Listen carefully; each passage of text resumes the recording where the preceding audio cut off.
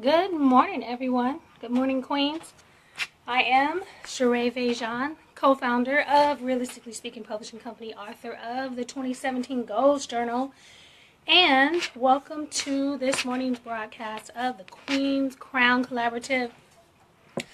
This session is called the Goal Getter Series, and each week I'm going to give you one simple tip and hopefully a little weekly assignment that you can work on to help you reach your 2017 goals.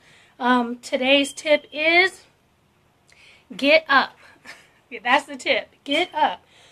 Getting an early start can often help you feel more motivated, especially if you're used to sleeping in. Set an alarm clock to get up at least 1 hour before you normally do and get moving. Take a shower, get dressed, and begin immediately working on your tasks for the day. Not only does this wake up your brain and help you feel like you've accomplished a lot more than you would in a typical day, it also helps to boost your confidence. It helps you feel accomplished. By 8 o'clock, I've been up since 4. I've already gotten 4 hours, but it seems like I've done 8 hours worth of work. When the house is silent and nobody's moving and I have 100% access to everything, the bathroom, the coffee pot, the living room, the prayer closet. So I like getting up at 4. You've probably heard people say there's not enough hours in the day, or when nothing's going right in the day, you hear people say, this is a long day, and you want it to be over. But there's one thing that we all have in common with the rich, the poor, the young, the old, the working, the non-working, the employed, business owners, non-business owners, stay-at-home moms. We all have 24 hours. We all have the same 24 hours. I don't know anybody else that got an extra hour. I remember asking God for an extra hour, and that didn't go well. So I was probably maybe 15 years ago. 15 years ago, I was listening to a productivity recording by, I want to say it was Brian Tracy, and I forgot the name of that CD. And he suggested to get up 1 hour earlier than you normally do. And I was like, okay, duh, like I could do that. And breaking down how many extra hours you can get in the day just by getting up an hour early. So since I heard him say that, I've been getting up at 4 a.m. ever since. There's time when I call myself sleeping in. Sleeping in is like 5:30 or 6 o'clock. And I have a checklist that I go through until I either run out of time or, that time slot is completed. So if you normally get up at 6 a.m., try to get up at 5 a.m. or even 4 a.m. So if you get up at 4 when you normally get up at 6, that's 2 extra hours. 5 days a week, that's 10 hours. And then 40 hours a month. That's 40 extra hours a month just by getting up at 4 5 days a week. And the other 2 days you can sleep in. I also remember I tried, once I was getting up at 4, I started getting up at 3. Then I started getting up at 2:30. That was not okay because you still want to make sure you get the right amount of sleep, of rest. So if I get to bed around 10 p.m. and I get up at 4, I know that I at least have 6 hours of sleep.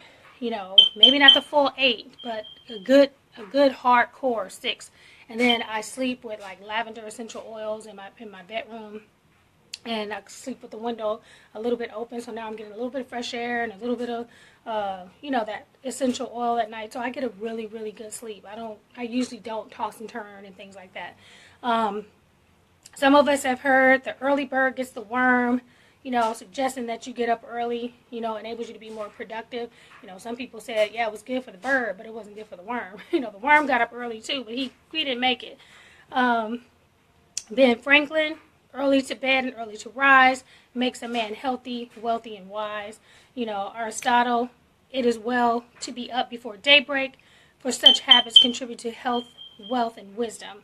And then, of course, Proverbs 31:15, she gets up while it's still night. She provides food for her family and portions for her female servants.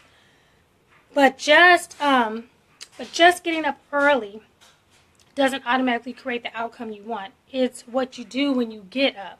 Whatever that thing is that you don't have time for, do that thing with your extra hour.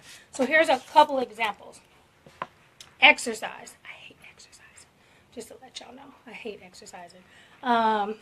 So what I usually do in the morning, my prayer is like separated in two parts. When I go down, I make my coffee. I make my coffee downstairs, and then I go into the living room, and that is usually my prayer time for the house. You know, while the coffee's brewing, I pray over the house and my mother-in-law who stays here, and then my daughters who are going out, my husband that's here, just the energy in the home and that type of thing. And not saying that I'm not doing that or that's not important. What I did yesterday instead is I used that time to jump rope while my coffee was brewing, and then still when I come back upstairs, that's when I, write in my journal and then actually go into the prayer room that we made. But instead of dividing it into two parts this week, I decided when I'm downstairs brewing my coffee, I would jump rope. So my jump rope was right there by the end of the stairs. Go down, make my coffee, and then do my jump rope. So exercising, reviewing your calendar, writing thank you notes or birthday cards. Those are the things that we don't have time for. When you get up an extra hour early, 2 hours early, write out your birthday cards for the month. Meal prep. You can prep your meals for the week or for the day. Make your lunch. If you own a business, you can use that extra time to work on your social media marketing, your client emails or newsletters, to brainstorm your product ideas or new ideas. You can also use your extra hour to do nothing. So life is so serious and so noisy, and we don't have room to do quiet things. So you could take those 2 hours and say, this is going to be my nothing time. This is going to be my meditation, my time to just think, my time to listen to God only, to go outside in the fresh air and just sit there and do absolutely nothing. Just to breathe in, to be silent, to read. Now, if you can't get up any earlier or stay later, maybe you are overwhelmed, maybe, you have a job that's pressing you and you need all those hours of sleep. That is super important. So try looking at your schedule and see how you can gain an extra hour by, we talked about asking for help in the other videos, talked about eliminating, delegating. So look through your daily schedule, and instead of getting up an extra hour, look through your daily schedule and see what's taking you an hour to do and how you can get rid of that to make room for something you need to do. So your assignment this week is to get up and get going. I made this worksheet. I haven't uploaded it yet, but I'll upload it a little bit later. It's called Get Up, and I'll have a link in the comments. And it starts at 12 midnight, which I hope that you're not up at 12 midnight. It starts at 12 midnight and it ends at 11:30 p.m. And so you have enough space to kind of write out your daily schedule and look at what you can eliminate, look at what you can change up for the week, look at how you can gain an extra hour. And again, it doesn't have to be an extra hour to work and work harder. It could also be that extra hour to do nothing, to relax, okay? So, happy Tuesday. I hope that you have learned something today. I hope that you are inspired to get up.